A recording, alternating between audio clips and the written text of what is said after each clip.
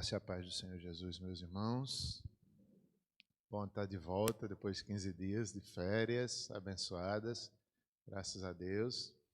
Antes de falar das férias, quero parabenizar cada um dos jovens dessa igreja. Como é bom lembrar, ver vocês crescendo, progredindo na fé. Cada um de vocês, né? Aqueles que já não estão mais aqui, tudo passa na nossa mente, o crescimento, a fé. Perguntas também importantes, né? Será que eles estão crescendo no Senhor? Será que eles estão conhecendo a doutrina? Será que eles estão exercendo o dom que receberam do Senhor? Tudo isso nos passa durante todo o ano, ainda mais agora nesse aniversário, né? Nos faz pensar em tudo isso. E eu acredito que sim, de forma geral, nossa mocidade tem crescido no Senhor, crescido no conhecimento de Deus. Devemos melhorar, devemos progredir, como é o desafio de todo cristão. Parabéns a vocês. Obrigado pelo convite, sinto-me honrado, né, pregar na própria igreja. Obrigado pelo convite. Também quero falar um pouquinho das férias, antes da gente ir para a Palavra de Deus. Foram 15 dias abençoados, estive em Recife com Simone, só eu e Simone. Fomos visitar a Igreja Presbiteriana de Boa Viagem, na escola dominical, rever amigos, pastores, foi muito bom. Estávamos hospedados na casa de Marcelo e Bruno, o pequeno, como é o nome dele? Mateus. Rapaz, uma bênção, 1 ano e 2 meses mais ou menos, nós ficamos apaixonados, um menino inteligente demais. Eles criam 2 cadelas dentro do apartamento, fora o menino. Imagina, o menino é sabido, manda nas cachorras, é uma graça. Mas, enfim, foi uma experiência maravilhosa ali com o Bruno e a família. Eles estão bem, crescendo no Senhor também, são servos de Deus.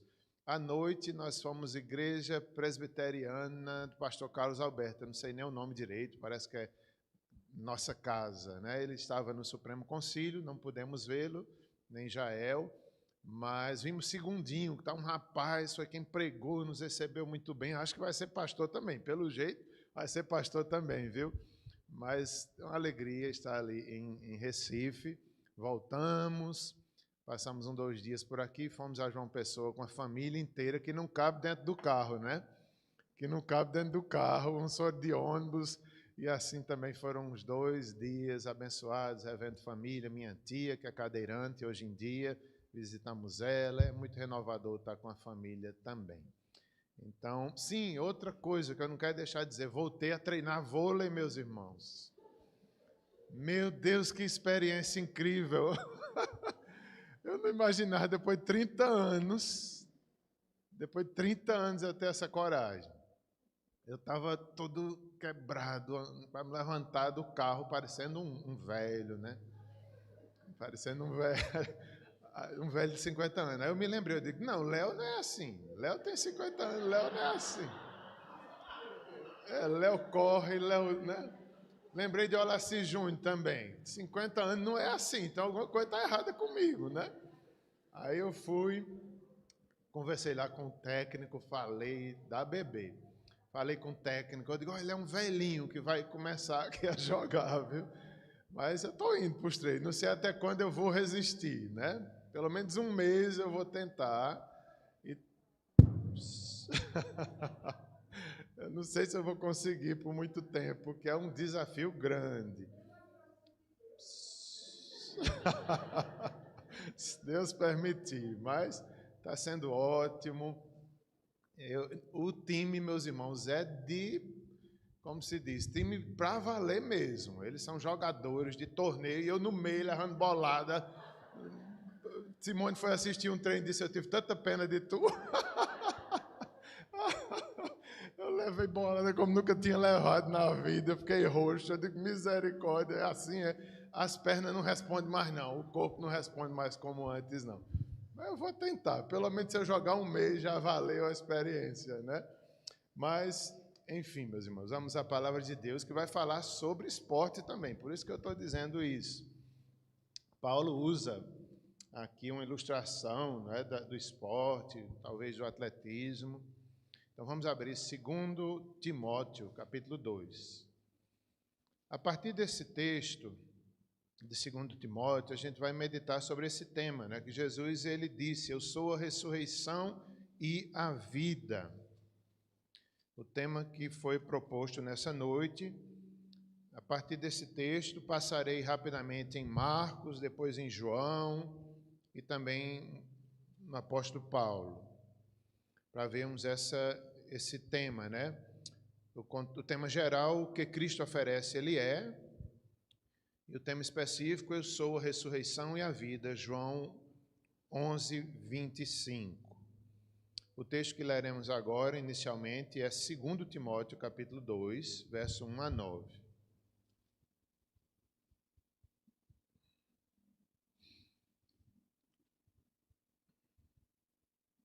De 1 a 13.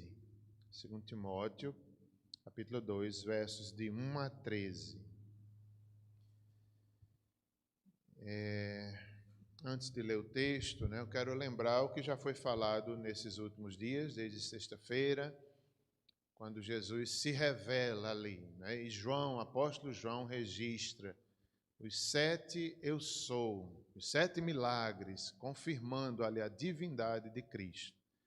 Interessante, meus irmãos, não só a gente saber, mas a gente desfrutar de cada um deles, avaliar, se questionar, pensar, eu vivo isso é verdade para mim, ele é a luz do mundo, que a gente absorva isso. Ele tem sido a luz da minha vida, eu vivia em trevas, hoje vivo na luz, ele é o eu sou. Ele é o caminho, a verdade e a vida, eu tenho andado nesse caminho, que isso seja verdade e nos impacte, nos avive e nos transforme. Ele é a porta, ele é a porta. Será que nós ouvimos a sua voz, somos as suas ovelhas? Hoje à noite ele é a ressurreição para aquela família, a família de Lázaro, entristecida pela morte de Lázaro. Ele traz ali a esperança, eu sou a ressurreição e a vida. Será que a gente tem esse consolo, essa esperança todos os dias da nossa vida? Nós sabemos para onde vamos, sabemos que a morte não é o fim. E assim, cada um da revelação, né? Eu sou. E lembrando que tudo isso, né, mostra ali o nosso Deus, o Deus que tirou o povo do Egito. Diga, né, a Faraó que eu sou, me enviou a vós. Eu sou o Senhor, serei sempre o mesmo, não mudo. Eu sou o Senhor, estarei sempre com vocês. Então, tudo isso não é um mero jogo de palavras. Eu sou, mas há um significado prático, teológico, que deve transformar nossas vidas. E hoje meditaremos sobre essa revelação de Jesus, registrada pelo apóstolo João. Eu sou a ressurreição e a vida. Usarei o texto do apóstolo Paulo, como já disse inicialmente. Vamos ler? 2 Timóteo, capítulo 2, verso 1 a 13. Tu, pois, filho meu, fortifica-te na graça que está em Cristo Jesus. E o que de minha parte ouviste, através de muitas testemunhas, isso mesmo transmite a homens fiéis e também idôneos para instruir a outros. Participa dos meus sofrimentos como bom soldado de Cristo Jesus. Nenhum soldado em serviço se envolve em negócios desta vida, porque o seu objetivo é satisfazer aquele que o arregimentou. Igualmente, o atleta não é coroado se não lutar segundo as normas. O lavrador que trabalha deve ser o primeiro a participar dos frutos. Pondera o que acabo de dizer, porque o Senhor te dará compreensão em todas as coisas. Lembra-te de Jesus Cristo, ressuscitado de entre os mortos, descendente de Davi, segundo o meu evangelho, pelo qual estou sofrendo até algemas como malfeitor. Contudo, a palavra de Deus não está algemada. Por esta razão, tudo suporto por causa dos eleitos, para que também eles obtenham a salvação que está em Cristo Jesus com eterna glória. Fiel é esta palavra. Se já morremos com ele, também viveremos com ele. Se perseverarmos, também com ele reinaremos. Se o negarmos, ele por sua vez nos negará. Se somos infiéis, ele permanece fiel. Pois de maneira nenhuma pode negar-se a si mesmo. Oremos. Senhor, pelo Teu Espírito, aviva-nos, Senhor, que a Tua palavra seja viva, que cada eu sou pronunciado por Jesus possa nos preencher de fé, de convicção, de verdade, que isso possa nos avivar, provocar uma mudança, uma santificação em nossas vidas, Senhor. Aplica a Tua palavra, lida toda a Tua palavra em nossos corações. Abençoa cada jovem da igreja, abençoa toda a igreja. Em nome de Jesus te pedimos e te agradecemos. Amém. A doutrina da ressurreição dos mortos e a ressurreição do próprio Cristo é uma das doutrinas mais fundamentais para todo cristão. Paulo falou muito sobre isso, Pedro, João, o livro de Atos está cheio de narrativas, de pregações que tem esse conteúdo. E é algo realmente, né, que envolve a morte, a ressurreição. A morte não é mais o fim. Cristo ressuscitou, Cristo venceu. A morte é um dos maiores medos da humanidade. Aquela família, como já falei, a família de Lázaro, né, estava passando por aquele momento de dor, e Jesus diz: eu sou a ressurreição e a vida. Então, a morte, dos maiores medos, é interessante que parece que Deus vai nos preparando para a morte, né? De forma geral. Os cabelos brancos vão chegando, as dores, como eu falei, não é? 50 anos, eu não sei os outros de 50 anos, mas eu já estou todo doído. E eu fico me lembrando, eu digo, esses são os avisos, e Ana não, né? Que bom, Ana. Eu não sei o que há comigo, eu estou todo quebrado. Eu vou... É a idade, não sei, deixa para lá, os médicos que expliquem aí, eu não sei o que há comigo. Eu sei que eu já me sinto todo quebrado, cheio de dor. São os avisos que a eternidade está chegando, que a morte um dia vai chegar. Seja agora, seja com 70, 80, 90, 100 anos, Deus sabe até onde vamos. E não importa muito se duraremos muito ou se a vida é interrompida, não faz muita diferença para os planos de Deus, não é?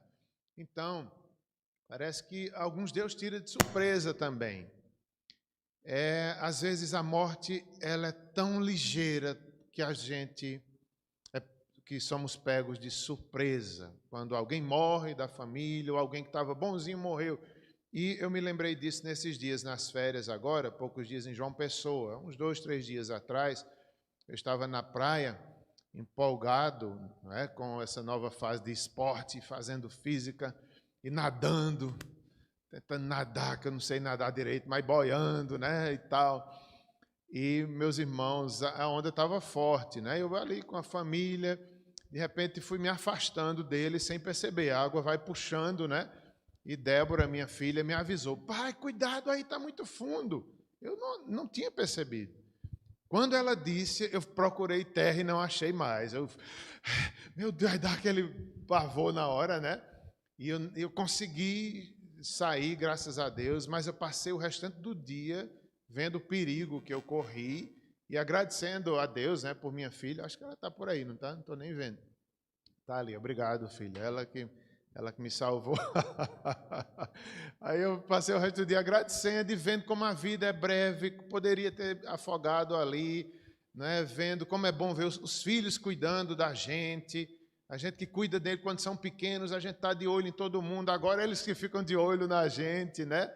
Como é bom ter filhos que cuidam, que até salvam a gente, talvez, de um afogamento ou coisas parecidas. Então, gente, de fato, a vida é muito breve. Se tivesse acontecido, teria talvez partido do nada ali, de uma brincadeira, junto com a família, né? Poderia ter sido, não é? Só estou dizendo porque foi forte para mim pensar a brevidade da vida. E nesse texto que foi lido, apóstolo Paulo está despertando Timóteo, dentre outras coisas, para que ele não temesse nada, nem mesmo a morte, nem mesmo Nero, o imperador. Então, Paulo, ali, pelo Espírito de Deus, pela palavra, meu filho, fortifica-te na graça. Né? Ele recebe ali uma incumbência de levar a doutrina ali para homens da igreja, não qualquer homens, mas homens fiéis, para que esses homens levassem para outros a tocha do evangelho que Paulo tinha carregado sofridamente por muitos anos. Agora ele quer dividir com Timóteo. E não ficaria nas mãos de Timóteo, mas Timóteo teria que passar para outros homens, para talvez os presbíteros, talvez os diáconos da igreja e de forma geral, despertar vocações, os mestres da igreja. Talvez no contexto de Efésios fosse os pastores mestres. Então Paulo ali, sofrendo injustamente, está ali despertando Timóteo, que estava tímido, para que ele pudesse reavivar o dom que recebeu do Senhor. Ele foi ungido, separado pelo presbitério. Então Timóteo se lembrasse, fosse forte, fosse corajoso e se lembrasse da ressurreição de Cristo. Se Timóteo se lembrasse da ressurreição de Cristo, ele ia ser forte. Enfrentaria até o imperador. Enfrentaria as perseguições daquela época e não teria medo da morte. Por quê? Porque Cristo ressuscitou.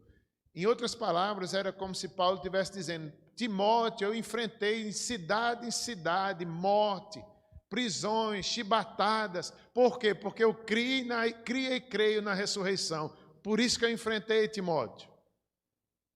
Por isso que nada eu tive em minha vida preciosa, como ele disse, como está registrado em Atos. Por isso que nada eu tive minha vida por preciosa e fui a Jerusalém. Por quê? Por causa da ressurreição.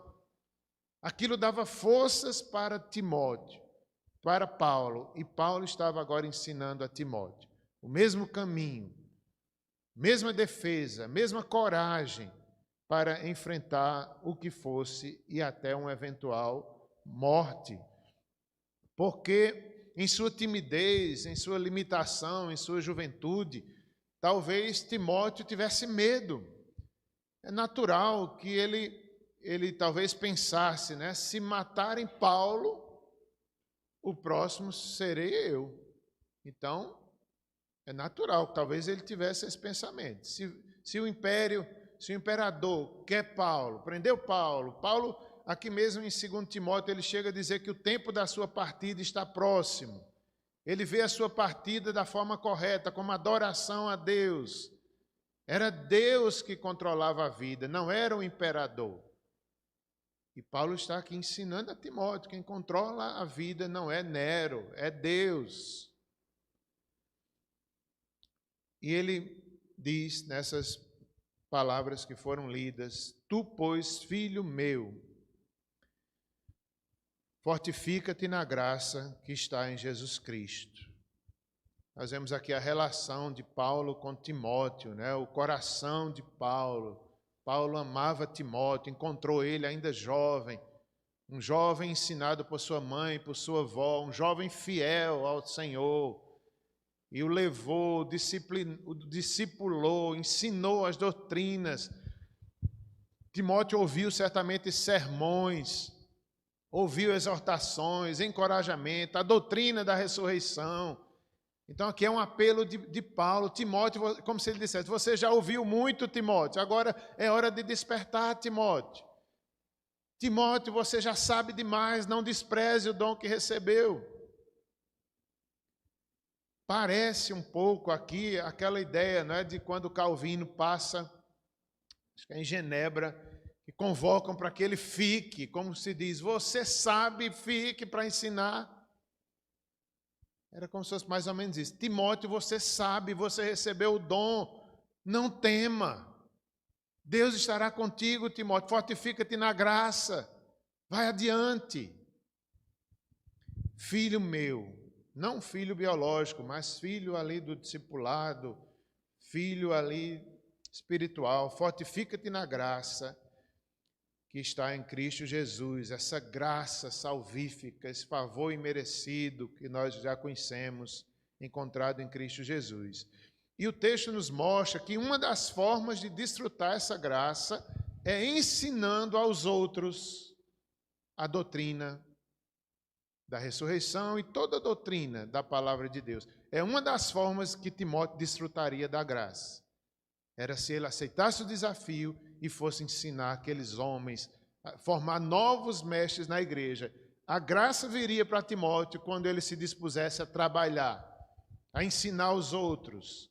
Não era ficar parado com medo, mas era, vamos trabalhar. A graça viria na vida dele quando ele se dispusesse a fazer o que Paulo estava aqui lhe lembrando, lhe incumbindo mais uma vez.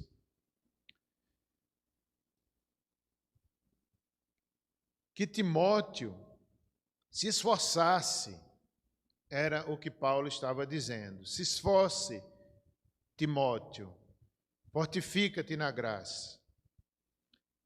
Fortalece-te na graça, ensinando os outros, homens fiéis. Meus irmãos, isso aqui nos faz lembrar o trabalho que nós temos que fazer na igreja, né? Como conselho, como pastores, é despertar vocações, ensinar. A mocidade tem uma sala de ensino, vocês já estudaram confissão de fé, talvez catecismos, estão estudando 1 João, então isso é um fortificar. Qual é o fruto disso? Vocação na vida de vocês. Discipulado, disposição para servir, dar vida pelo Evangelho, a tocha do Evangelho. Esse é o fim. Se não, para que todo estudo? Para que temos uma sala na escola dominical? Para fortificar-nos, para pregarmos o Evangelho. Não é para se encher de conhecimento apenas, mas é para ter a coragem, o dom que recebeu, exerça, a despertar vocações na igreja.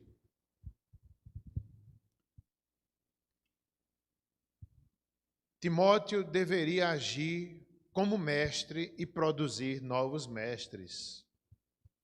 Paulo está pondo a tocha do Evangelho nas mãos de Timóteo. E Timóteo deveria colocar nas mãos dos outros, como chegou até nós essa tocha do Evangelho, está na nossa mão. O símbolo da UMP não é uma tocha. Está em nossas mãos. Cada um de vocês, cada um da igreja, cada um dos jovens. É a tocha do Evangelho para novas gerações, para vossos filhos, para onde o Senhor os direcionar. Com a tocha do Evangelho, assim como Timóteo certamente cumpriu e enfrentou tudo por causa de Cristo. Seria uma tarefa árdua, mas haveria recompensa. Paulo ensinou através desse texto a Timóteo. Timóteo, haverá, no final, lá nos versos 11 a 13, Paulo diz, haverá recompensa, Timóteo. Haverá punição se você não obedecer também. Haverá juízo. Os obedientes provarão a doçura, a glória, a bênção de Deus. Os desobedientes serão rejeitados. Como é duro desobedecer o chamado de Deus. Paulo aqui adverte também a seu filho na fé. Ele sai ensinando o que de minha parte ouvistes através de muitas testemunhas, isso mesmo transmite a homens fiéis e também idôneos para instruir a outros. Como já falei, talvez presbíteros, diáconos, homens da igreja dispostos a pagar o preço de servir a Cristo e ensinar a outros, homens capazes para ensinar. E a partir daqui, versos 3 em diante, até os 6, 7, o apóstolo Paulo vai usar 3 exemplos para animar Timóteo. E ele usa primeiramente o exemplo do soldado. Verso 3, participa dos meus sofrimentos como bom soldado de Cristo. Nenhum soldado em serviço se envolve em negócios desta vida, porque o seu objetivo é satisfazer aquele que o arregimentou. Então, um soldado, né? Somos soldados de Cristo, estamos aí na batalha espiritual, pregando o Evangelho. E Paulo usa aqui essa figura do soldado, né? Talvez um soldado romano ali preparado, que estava ali atento, não com os negócios desta vida, mas na função que recebeu, queria cumprir, não queria cochilar na hora que estava ali em serviço, queria ser um bom soldado, preparado. Da mesma forma, Timóteo deveria ser um pastor assim, disposto ao trabalho. Um pastor que realmente desse tudo, desse a própria vida, se esforçasse. Seria um trabalho árduo, como um trabalho de um soldado. Então, meus irmãos, qual é o ensino? Se você quer ser fiel a Cristo, a Deus, você tem que se esforçar. É um trabalho árduo, duro, todos os dias você tem que ser fiel. Era como se ele dissesse: seja fiel, Timóteo. Se nós trouxermos aqui para os jovens da nossa igreja, para toda a igreja, seja fiel, se esforce. Faça isso para agradar o Senhor. Um soldado quer agradar o seu comandante. Quanto mais nós, é algo eterno, é Deus. Muito maior esforço, muito maior vontade, muito mais dedicação.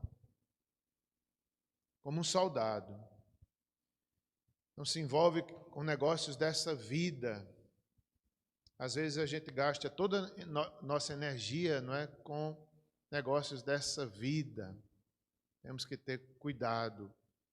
Claro que Deus nos quer vivendo na cultura, nesse mundo. Nós não podemos deixar de viver essa vida, mas viver de forma priorizando o reino de Deus e o chamado de Deus nas nossas vidas. Ele diz ainda sobre o atleta. Igualmente o atleta não é coroado se não lutar segundo as normas. O atleta, meus irmãos, eu falei, não é, que eu voltei a treinar um pouco de vôlei.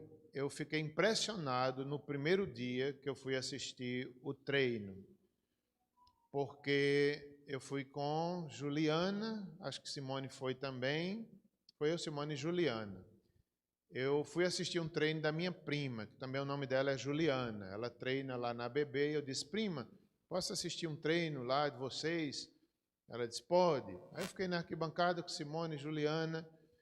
Eu terminei lá à noite, né, final de noite, impressionado, porque eu acho que era uma terça-feira, o clube cheio, chovendo, frio em Campina Grande, eu não sei quantos graus.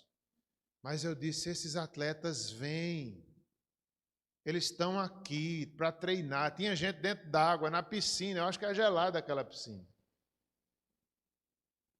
Aí eu pensei, no culto de oração, tem bem pouquinha gente. E o clube aqui cheio. Eu digo: é isso que Paulo está comparando. Talvez o atleta se esforça. O treinador, outro dia ele estava treinando a gente cansado, se esforçando, mas estava lá treinando, batendo. Às vezes nós somos cristãos fracos demais, qualquer coisinha, choveu, eu não vou para a igreja, né? Culto de oração, não, tudo a gente acha difícil. O atleta, ele não é coroado, ele não recebe a medalha, ele não recebe lá a qualquer prêmio, se ele não lutar conforme as normas. Para Timóteo, quais eram essas normas? Era pregar e ensinar a verdade, fazer com amor, disciplina. E Timóteo não seria coroado, não receberia a recompensa de Deus se não trabalhasse conforme as normas de ensino, de fidelidade, de amor, de disciplina. Paulo estava dizendo: Timóteo, cuidado, Timóteo, senão você não terá recompensa.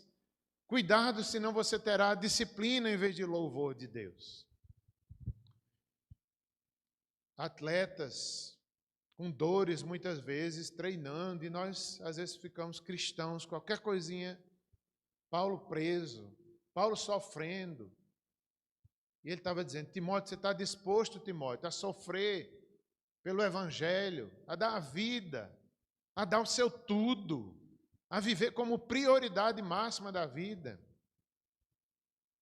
Ele usa também no verso 6 o lavrador, o agricultor, mostrando que o pastor não pode ser preguiçoso, nem um crente, né? Não só o pastor. O lavrador trabalha, deve ser o primeiro a participar do fruto. Pondera o que acabo de dizer, porque o Senhor te dará compreensão em todas as coisas. Jovens, corajosos, não preguiçosos, jovens santificados. Paulo estava chamando Timóteo à santificação, ao sofrimento por causa de Cristo. E eu fiquei pensando também sobre os jovens aqui da nossa igreja. Me lembrei, acho que eu já falei isso aqui na igreja, que mocidade abençoada nós tivemos ali na Presbiteriana Central.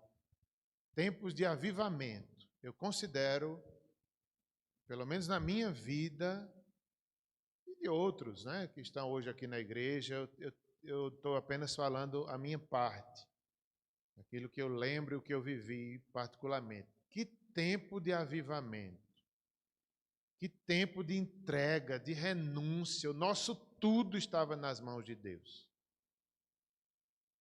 Quantas coisas vividas ali, de oração, de estudo bíblico, de congresso.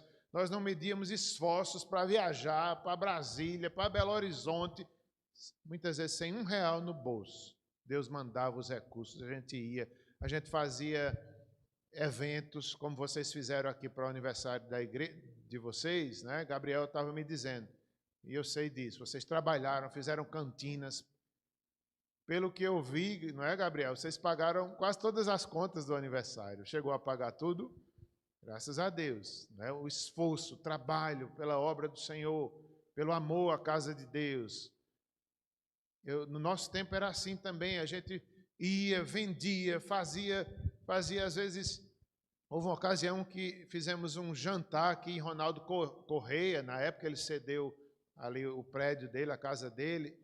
Meus irmãos, era tanta gente lá naquele chá, houve recursos, a gente ia para um congresso, acho, de missões, em Caxambu.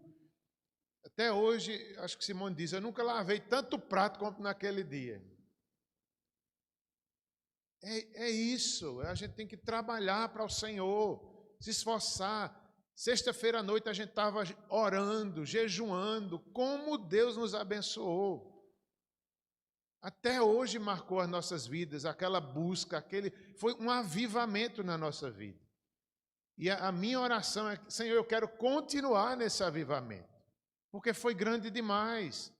Deus, nós vimos a glória, a graça, manifestações das obras, do poder de Deus em nossas vidas. O poder, a Bíblia diz que o poder que ressuscitou Jesus habita em nós, o mesmo poder. Esse poder que deve ser provado, o poder da ressurreição na nossa vida, nos avivando, desfrutando nessa comunhão verdadeira, diária com o Senhor Jesus, todos os dias, isso é possível. E que vocês sejam assim, esses jovens realmente que entendem a doutrina, que assimilam, que vivem, que isso se torne avivado, é verdade, vale a pena dar a vida por isso. Porque Ele é o caminho, a verdade e a vida. Ele também é a porta, Ele é a ressurreição, Ele é a luz do mundo. Que vocês sejam, que nós todos sejamos assim, dedicados, dispostos a sofrer pelo Evangelho. Daí para frente, no texto, versos 8 a 13, Paulo diz, né, Timóteo, lembra-te de Jesus Cristo ressuscitado dentre os mortos, descendente de Davi, segundo o meu evangelho, pelo qual estou sofrendo até algemas como malfeitor, contudo a palavra de Deus não está algemada. Por esta razão, tudo suporto por causa dos eleitos, para que também eles obtenham a salvação que está em Cristo Jesus, com eterna glória. Fiel é esta palavra. Se já morremos com Ele, também com Ele viveremos. Paulo ensinando a Timóteo, né, esse fundamento aí, a doutrina da ressurreição. Devemos estar dispostos a sofrer pelo Evangelho. Paulo suportava tudo por causa dos eleitos, por causa da obra de Deus. E fiel é essa palavra. Se com Ele morremos, também com Ele viveremos. Aqui ele fala sobre a união do crente com Cristo. Nós estamos tão unidos com Cristo que morremos na sua morte, mas com Ele também ressuscitamos. O poder que ressuscitou Jesus atingiu a nossa vida, habita em nós, nos encheu, nos transformou, nos deu uma nova vida e nós temos essa comunhão com Ele. Estamos ligados a Cristo na sua morte e na sua ressurreição. Eu queria falar ainda um pouco sobre ressurreição e morte. A Bíblia fala sobre 3 tipos de morte. Primeiramente, a morte espiritual. Todas elas como resultado do pecado, não é? Porque o salário do pecado é a morte, mas o dom gratuito de Deus é a vida eterna. Então, primeiramente, a morte espiritual. Todos morremos em Adão, fomos separados de Deus. Depois, a morte física.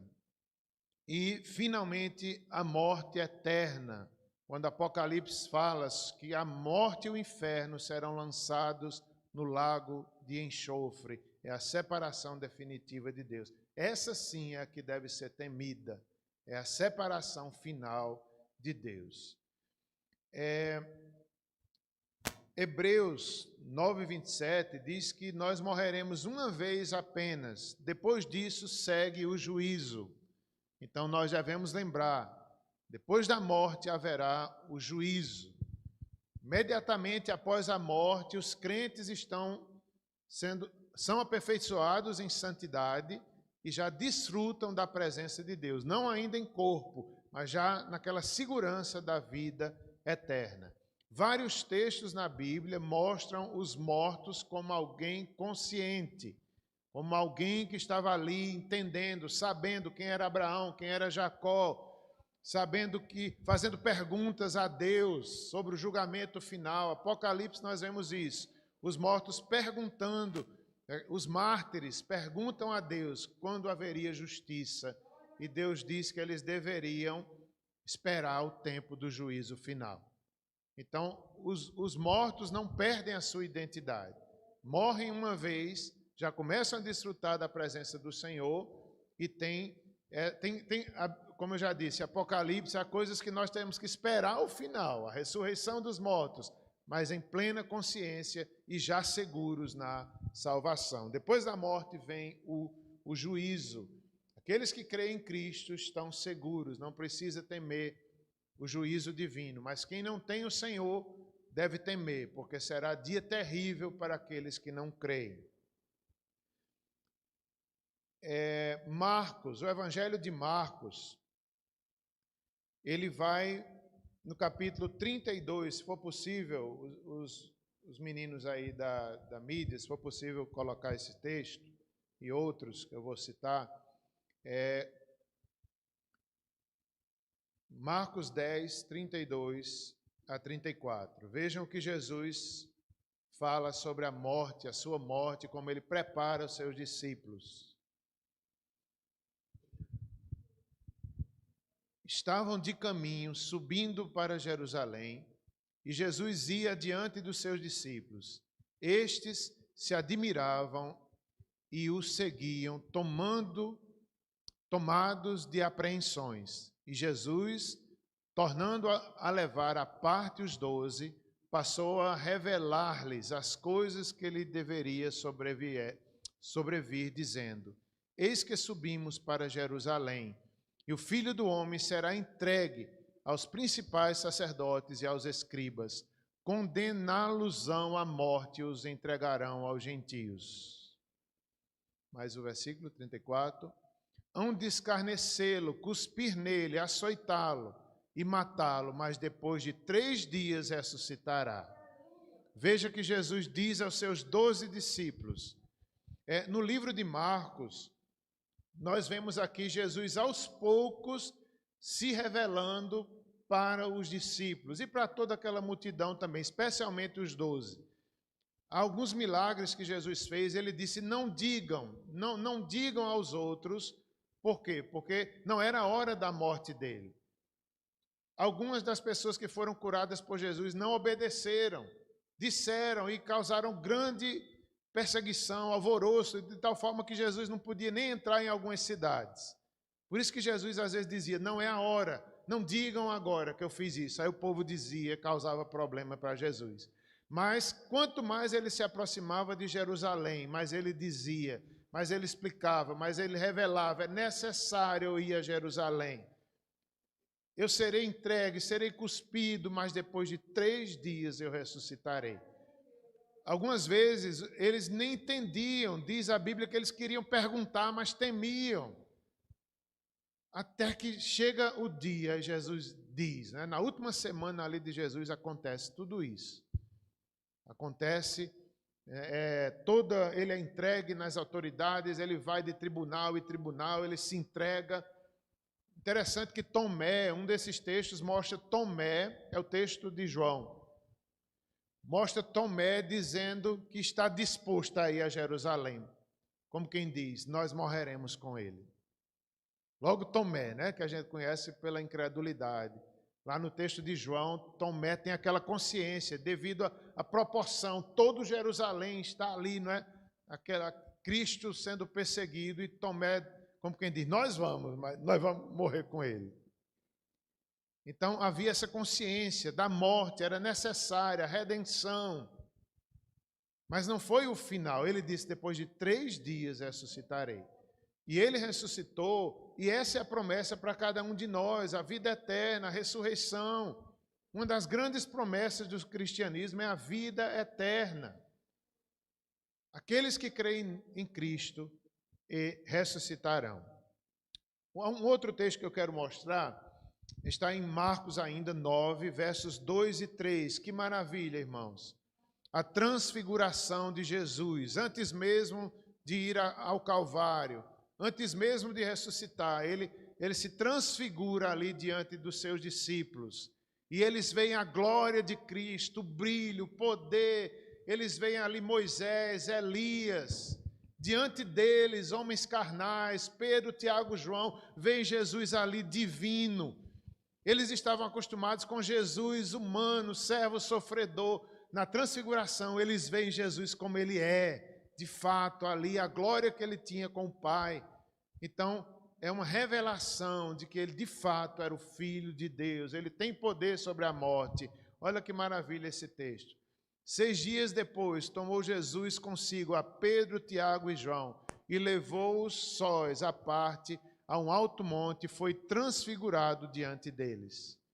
As suas vestes tornaram-se resplandecentes e sobremodo brancas, como nenhum lavandeiro na terra as poderia alvejar. O texto continua, apareceu-lhes Elias com Moisés, e estavam falando com Jesus.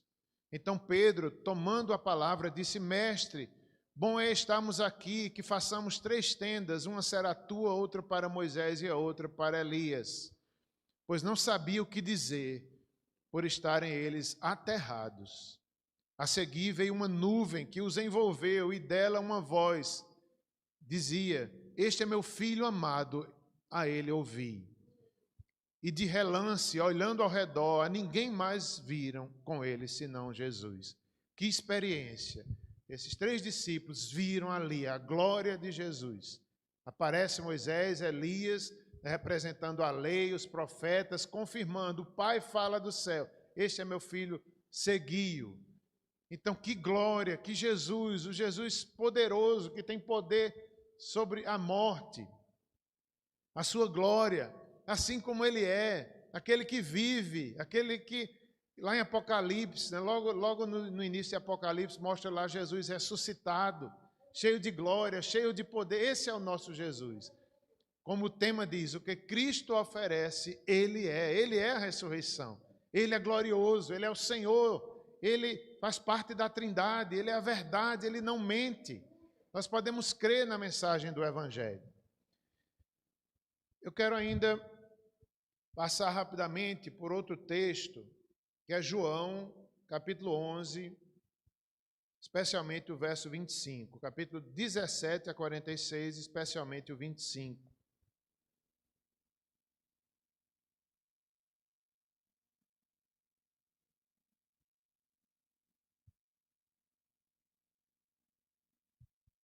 João 11, 17, 17 em diante, até o 46.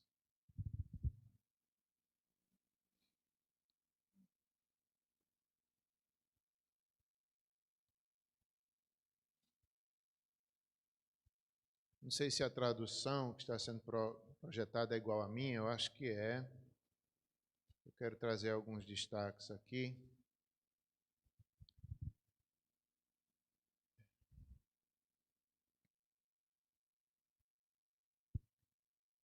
Vou citar, eu falei 17, mas eu vou começar do 6. Vou tentar resumir.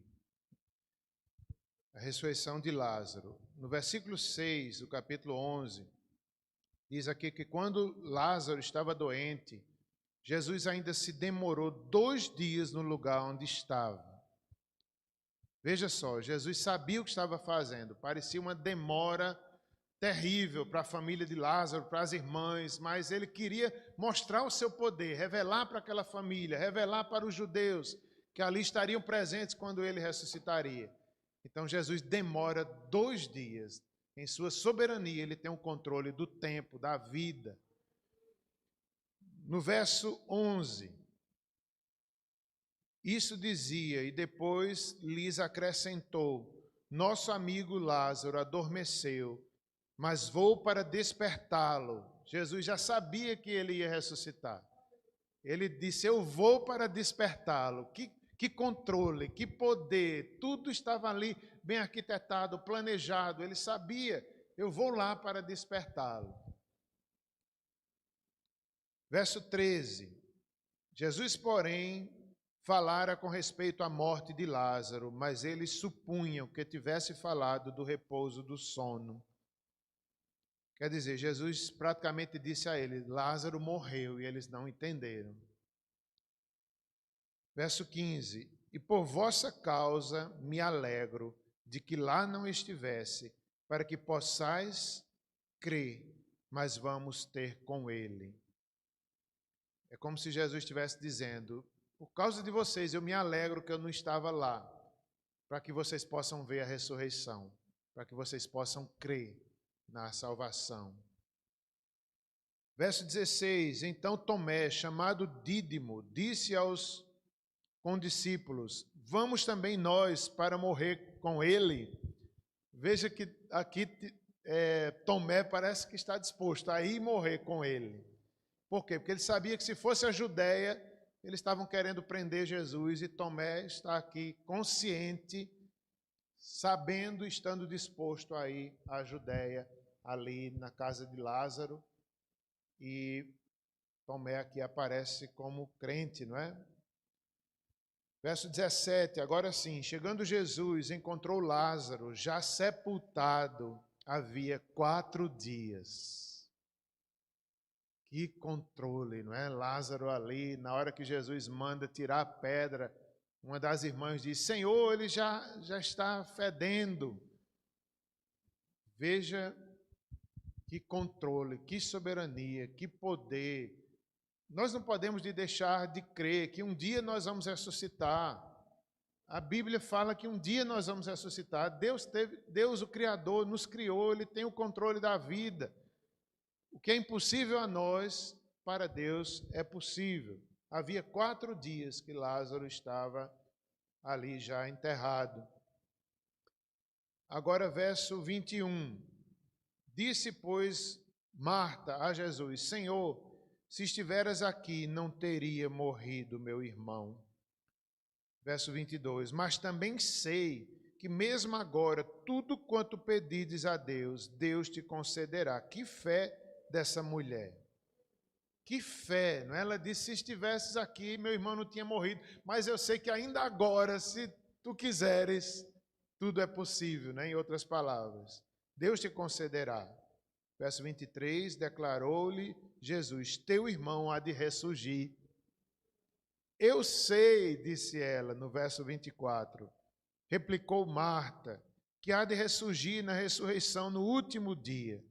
Disse-lhe Jesus: eu sou a ressurreição e a vida. Quem crê em mim, ainda que morra, viverá. Que maravilha, irmãos. Vamos ler juntos esse verso? essa palavra de consolo àquela família é para nós, é para a sua igreja. Ela creu. Vamos ler juntos e responder com fé. Nós cremos na ressurreição de Cristo. Nós cremos que um dia ressuscitaremos. Nós cremos na vida eterna. Vamos ler juntos? Disse-lhes Jesus: eu sou a ressurreição e a vida. Quem crê em mim, ainda que morra, viverá. Amém. Verso 26. E todo que vive e crê em mim não morrerá eternamente. Crês nisto? Verso 27. Sim, Senhor, respondeu ela. Eu tenho crido que tu és o Cristo, o Filho de Deus, que devia vir ao mundo. Verso 37. Mas alguns objetaram. Não podia ele, que abriu os olhos ao cego, fazer que esse não morresse? Verso 39. Então ordenou Jesus: tirai a pedra. Disse-lhe Marta, irmã do morto: Senhor, já cheira mal, porque já é de 4 dias. Verso 42. Aliás, eu sabia que sempre me ouves, mas assim falei por causa da multidão presente, para que creiam que tu me enviaste. Verso 43, e tendo dito isto, clamou em alta voz: Lázaro, vem para fora. Que maravilha, irmãos. A morte, ela não tem a última palavra. Jesus ordenou e Lázaro veio. E um dia, no último dia, o Senhor dará a sua grande ordem e os túmulos também se abrirão. Haverá ressurreição dos mortos. Assim como Jesus ordenou aqui, Lázaro, vem para fora. Um dia isso acontecerá em toda a terra. Toda a terra ouvirá a voz, o brado, os anjos do Senhor, o arrebatamento, a consumação dos séculos, a nova Jerusalém, o povo de Deus, a redenção completa, não haverá mais morte, diz Apocalipse 21, nem dor, nem pranto, nem fome, a glória, como o pastor Cleiton pregou ontem, estaremos na casa do Pai. Amém.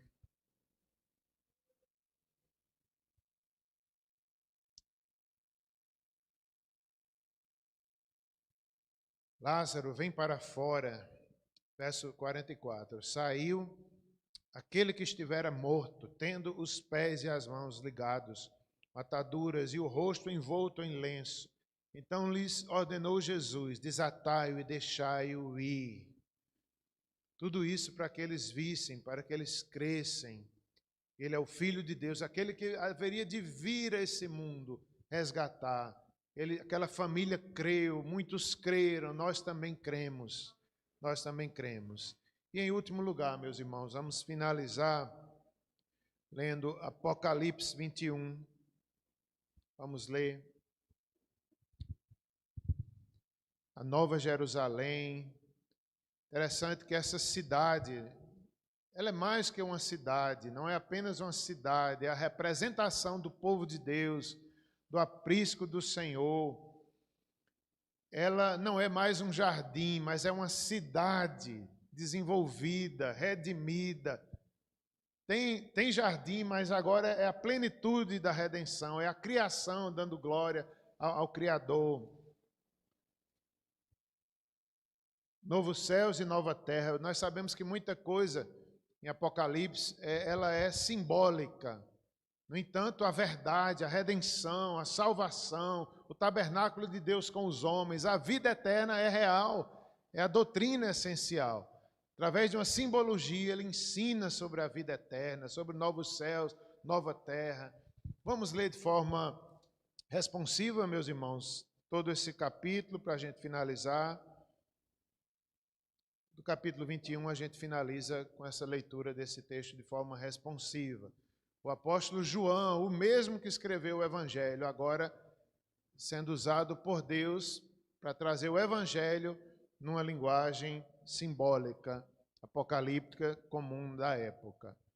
Vi novo céu e nova terra, pois o primeiro céu e a primeira terra passaram, e o mar já não existe.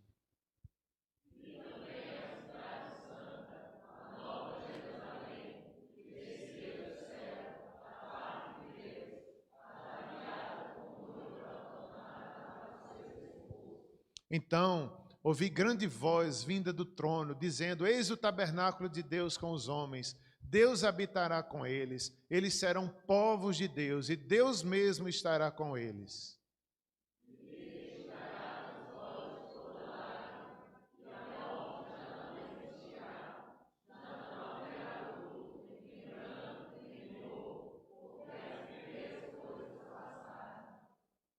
E aquele que está sentado no trono disse: Eis que faço nova todas as coisas. E acrescentou: Escreve, porque estas palavras são fiéis e verdadeiras.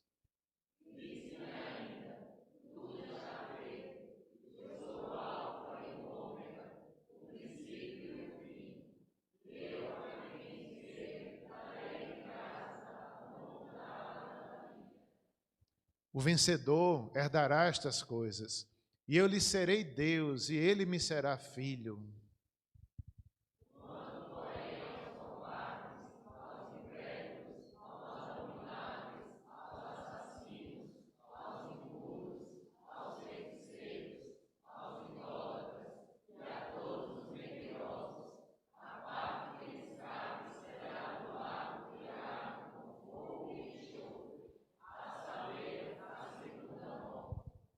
Então veio um dos 7 anjos que tem as 7 taças cheias dos últimos 7 flagelos e falou comigo, dizendo: Vem, mostrar-te-ei a noiva, a esposa do Cordeiro.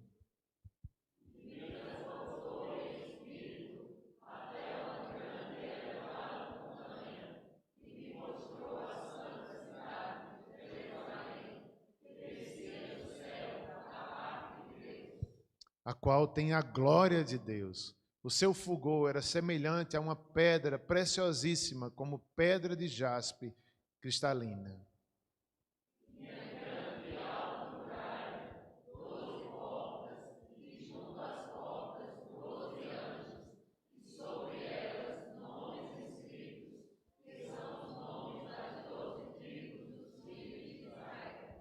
Três portas se achavam a leste, 3 ao norte, 3 ao sul e 3 a oeste.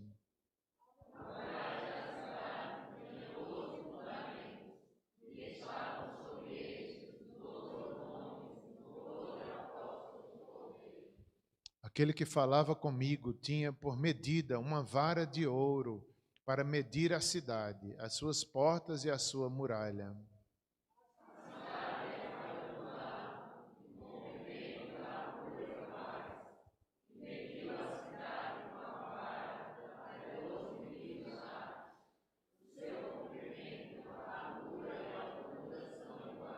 Mediu também a sua muralha, 144 côvados, medida de homem, isto é, de anjo.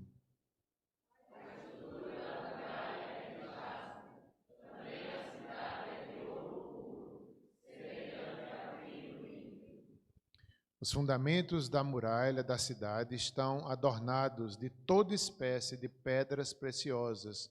O primeiro fundamento é de jaspe, o segundo de safira, o terceiro de calcedônia, o quarto de esmeralda.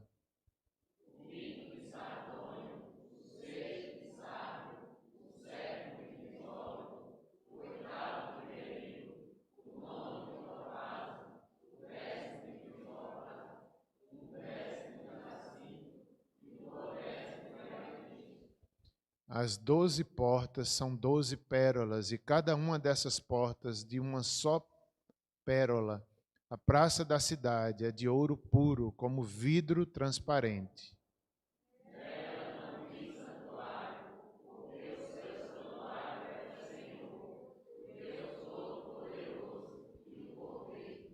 A cidade não precisa nem do sol, nem da lua, para lhe darem claridade, pois a glória de Deus a iluminou, e o Cordeiro é a sua lâmpada.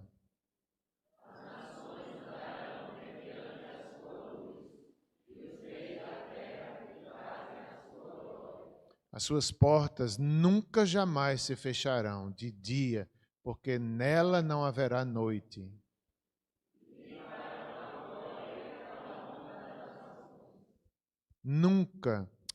Nela nunca jamais penetrará coisa alguma contaminada, nem o que pratica abominação e mentira, mas somente os inscritos no livro da vida do Cordeiro. Amém, irmãos. Vamos orar? Oremos. Senhor, como disse Jesus, eu sou a ressurreição e a vida.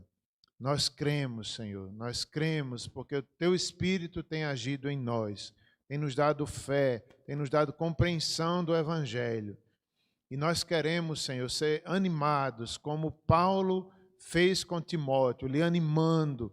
E nós queremos também que o Senhor anime a cada um de nós, pelo Teu poder, pela doutrina da ressurreição dos mortos, nós possamos estar fortes, nós possamos estar convictos, Senhor, do nosso final glorioso, da vida eterna. Aplica a Tua palavra em nossos corações. Em nome de Jesus, amém.